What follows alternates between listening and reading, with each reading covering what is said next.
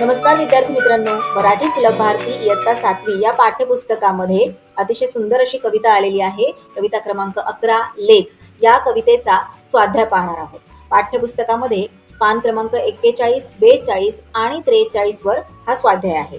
चला तर मग पाहूयात या स्वाध्यायामधील पहिला प्रश्न. खालील प्रश्नांची 1 ते 2 वाक्यांत उत्तरे लिहा. त्यातील अ आहे, लेख घरात नसताना कवयित्रीची अवस्था कशी असते? उत्तर लिहूयात. लेख घरी नसते तेव्हा कवयित्रीच्या मनाला तिची अतोनात ओढ लागते. ती नसताना वेळ स्तब्ध होते आणि मन उदास होते. प्रश्न क्रमांक आ आहे, कवयित्रीने लेकीला बोलकी चिमणी का म्हटले आहे? उत्तर पाहूयात. कवयित्रीची लेक घरभर हसत खेळत राहते. चिमणी जशी चिवचिवत राहते तशी लेक सारखी बडबडत असते, म्हणून कवयित्रीने लेकीला बोलकी चिमणी म्हटले आहे. पुढील प्रश्न पाहूयात. ई, कवितेतील लेख केव्हा रुसून बसते? उत्तर, कवयित्री जेव्हा लेकीला थोडीशी रागावते तेव्हा लेख रुसून बसते. प्रत्येक घरामध्ये असेच असते, हो ना? जेव्हा कधी आई आपल्या लेकीला थोडंसं जरी रागवते, ओरडते, तेव्हा लेक लगेचच रुसून बसत असते. मग तेच उत्तर आहे, कवयित्री जेव्हा लेकीला थोडीशी रागावते तेव्हा लेक रुसून बसते. चला प्रश्न क्रमांक 2 पाहूयात. खालील आकृत्या पूर्ण करा.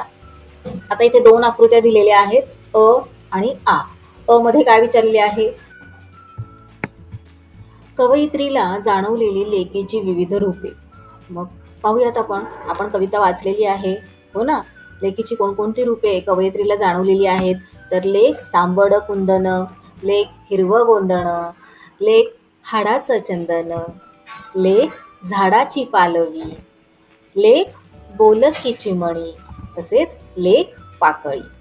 चला आमध्ये काय विचारलेले आहे? लेख घरात असल्याचे कवयित्रीला जाणवणारे फायदे. कोणकोणते फायदे कवयित्रीला जाणवलेले आहेत आपण कवितेत पाहिलेले आहे. मनाची काळजी मिटते लेख घरात असल्यावर. रोज घरात समई पेटते. साऱ्या घरात हसते. लेख संपूर्ण घरामध्ये हसत असते, बागडत असते, हो ना? त्यानंतर घर आनंदी राहते. तिला निसर्गाची भाषा कळते. घर प्रसन्न बोलके राहते. चला पुढील प्रश्न पाहूया. प्रश्न क्रमांक 3. तुमची लाडकी ताई घरात नसली तर तुम्हाला काय वाटते? हे थोडक्यात सांगा. आता या प्रश्नाचे उत्तर प्रत्येकाचे वेगळे असू शकते. इथे नमुना उत्तर मी देत आहे. माझी ताई घरात नसली की काही काळापुरते मला दटावणारे कोणी नाही हे पाहून आनंद होतो. दटावणारे म्हणजे ओरडणारे, रागवणारे. पण काही वेळातच एकटेपणाची जाणीव होऊ लागते. हक्काने काम सांगण्यासाठी, खोड्या काढण्यासाठी ताई हवी असते. अभ्यासातही तिची फार मदत होते. ताई घरात नसली की सुने सुने वाटते.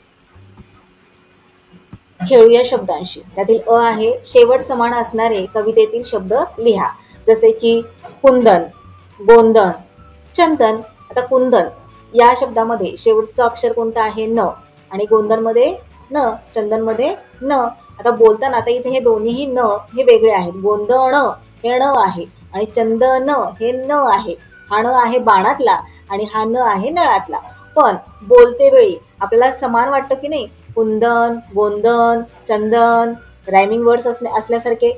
मग त्याचप्रमाणे आपल्याला काही शब्द शोधायचे आहेत कवितेमध्ये आणि लिहायचे आहेत. चला पाहूयात.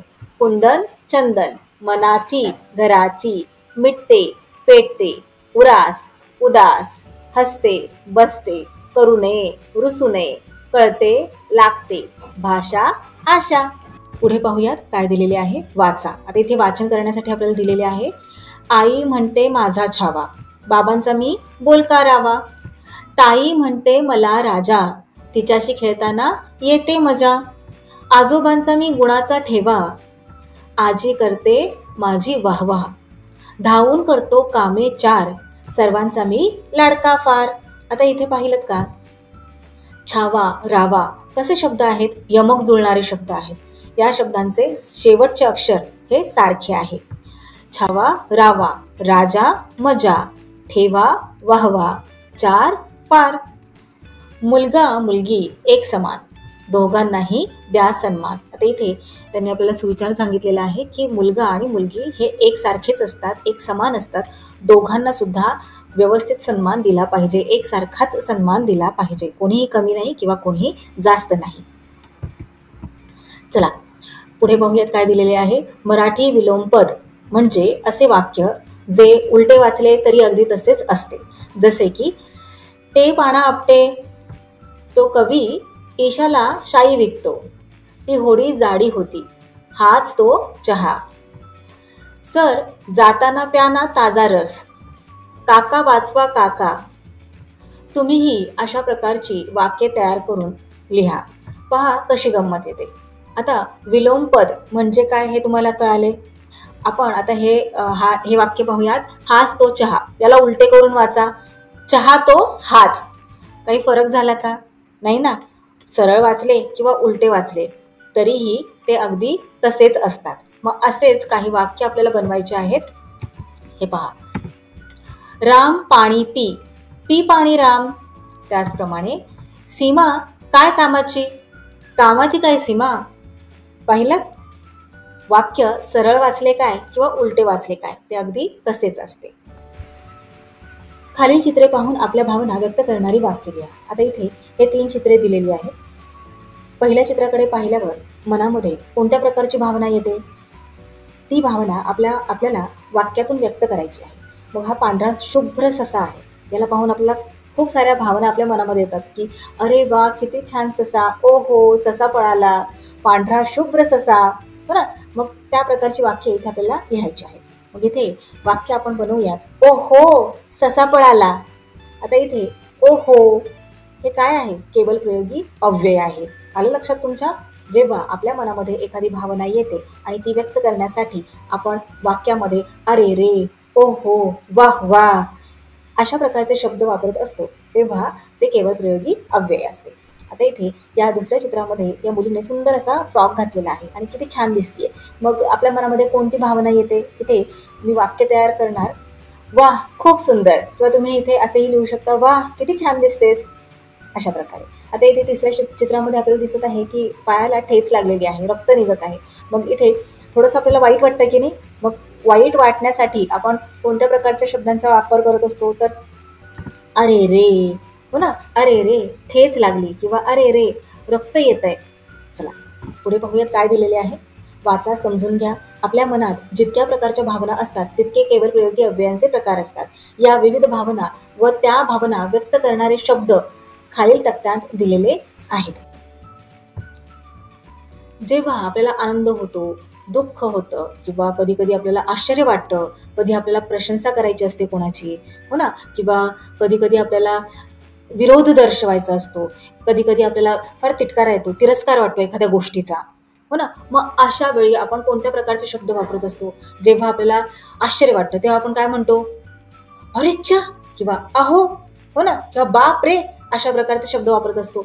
जेव्हा आपल्याला आनंद होतो तेव्हा आपण कोणत्या प्रकारचे शब्द वापरत असतो, वा वा, अरे वा, हो ना. तर ह्या सगळ्या शब्दांना काय म्हणतात, केवळ प्रयोगी अव्यय.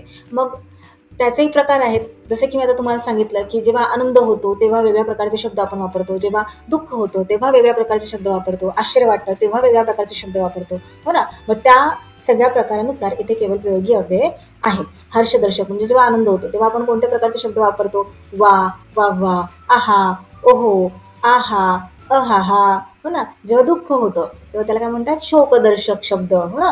तेव्हा काय कोणते शब्द वापरतो, उह, अरे रे, आई, अगाई, हाय हाय हाय अशा प्रकारचे शब्द वापरत असतो. तसेच आश्चर्यकारक, जेव्हा आश्चर्य दर्शवायचं असतं तेव्हा आपण काय म्हणतो, अबब केवढा मोठा साप, हो ना, किंवा बाप रे किती हे मोठे तळे. मग अहो, अबब, बाप रे, अहाहा, चकचक, अरेच्छा अशा प्रकारचे शब्द आपण वापरत असतो. प्रशंसा करायची असते तेव्हा कोणते शब्द वापरतो, शाब्बास, भले, वाह वाह, छान, ठीक, फक्कड चहा करेक, हो ना, आपण असं कधी कधी म्हणत असतो. त्यानंतर खाशी. आता संमती दर्शक, जेव्हा संमती दाखवायची असते म्हणजे आपल्याला होकार द्यायचा असतो कोणत्या गोष्टीसाठी तेव्हा कशा प्रकारचे शब्द असतात, हा, जी, जी हां, ठीक, बरं आहे, हां, अच्छा, हो ना. विरोध, जेव्हा विरोध दर्शवायचा असतो तेव्हा आपण काय म्हणतो, छे मला नाही पटत हे, हो ना. छट, हॅट, उह, उह, छ, आहा, छे छे अशा प्रकारचे शब्द आपण वापरत असतो. जेव्हा तिरस्कार येत असतो आपल्याला एखाद्या गोष्टीचा, तेव्हा आपण काय म्हणतो, छी छी किती घाण आहे हे, हो ना. मग छी छी हे काय झालं, आपल्या मनातली भावना एकदम प्रकट झाली की नाही. मग जेव्हा आपल्या मनातली भावना एकदम अशी प्रकट होत असते वेगवेगळ्या शब्दांतून, तेव्हा त्याला म्हणतात केवळ प्रयोगी अव्यय. तर तिरस्कार दर्शवण्यासाठी धिक, थू, शिड, हुडूत, हुड, हद, छी अशा प्रकारचे शब्द वापरतो. आपण म्हणतो की नाही, शी किती घाणेरडा आहे हा, किंवा छी मला ते नाही आवडत, हो ना. मग हे शी छी हे शब्द वापरल्यामुळे आपल्याला काय कळालेलं आहे, तिरस्कार. एखाद्या गोष्टीबद्दल आपल्याला किती तिरस्कार आहे, हो ना. एखादी गोष्ट पाहिल्यानंतर आपल्या मनामध्ये कोणती भावना येते, हे या शब्दांतून आपल्याला कळते. त्यालाच काय म्हणतात, तिरस्कार दर्शक, केवळ प्रयोगी अव्यय. आता संबोधन दर्शक.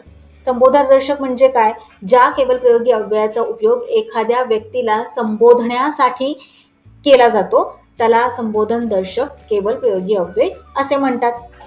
जसे की अरे, अगे, अहो, ए, अगो, बा, रे, अगी. आपण म्हणतो की नाही, अगं जरा बाहेर ये ग, म्हणतो ना. तसेच अहो ऐका ना जरा, किंवा अरे ऐक ना, म्हणतो की नाही. मग काय होत आहे, या शब्दांमुळे संबोधन होते ना, एखाद्या व्यक्तीला संबोधण्यासाठी हे शब्द आपण वापरत आहोत. म्हणजेच याला काय म्हणतात, संबोधन दर्शक केवळ प्रयोगी अव्यय. आता मौन दर्शक. मौन दर्शक म्हणजे काय, ज्या केवळ प्रयोगी अव्ययांमधून गप्प किंवा मौन राहण्याचा बोध होतो, त्यांना मौन दर्शक केवळ प्रयोगी अव्यय असे म्हणतात. जसे की चुप, गप, गुपचूप, चुडीचूप. आता यांपासून वाक्य आपण कसे तयार करणार, तर चुप, आवाज कमी कर. त्यानंतर गप्प बसा, अति होतंय तुमचं, हो ना. अशा प्रकारे आपण वाक्यांमध्ये या शब्दांचा वापर करत असतो. चला पुढे पाहूयात काय दिलेले आहे. पान क्रमांक 43 वर आपल्याला दिलेले आहे, विचार करा सांगा. आपल्याला लहान झालेले पण इतरांना वापरता येतील अशा कपड्यांचे तुम्ही काय करता. आता या प्रश्नांचे उत्तर प्रत्येकाचे वेगवेगळे येऊ शकते. एक नमुना उत्तर म्हणून मी इथे देत आहे. माझ्यापेक्षा लहान असलेल्या अनाथ व गरीब मुलांना ते मी सन्मानाने देते, किंवा अनाथ व गरीब यांच्याऐवजी तुम्ही गरजू मुलांना असे सुद्धा लिहू शकता. चला पुढे पाहूयात. जुन्या कपड्यांचे काय काय बनवता येईल असे तुम्हाला वाटते. बऱ्याच गोष्टी आपण बनवू शकतो जुन्या कपड्यांपासून, हो ना. पाय पुसणे, रुमाल, पिशवी, तोरण, या व्यतिरिक्तही आपण त्याचा वापर करू शकतो. चला पुढे पाहूयात. आवश्यक तेवढेच कपडे खरेदी केल्यामुळे कोणते फायदे होतील असे तुम्हाला वाटते. सगळ्यात मोठा फायदा पर्यावरणाचे संरक्षण होईल, हो ना. चला उत्तर लिहूयात. आवश्यक तेवढेच कपडे खरेदी करावे, म्हणजेच व्यवस्थित व मनपसंतपणे वापरता येतील. ठेवायला जागा पुरेल, धुण्याचा व इस्त्रीचा खर्च वाढणार नाही, बचत होईल, वेळेचा सदुपयोग करता येईल. इथे आपला हा स्वाध्याय पूर्ण झालेला आहे. That's all for today. We will meet again in our next video. Till then, keep learning, keep enjoying. Bye bye.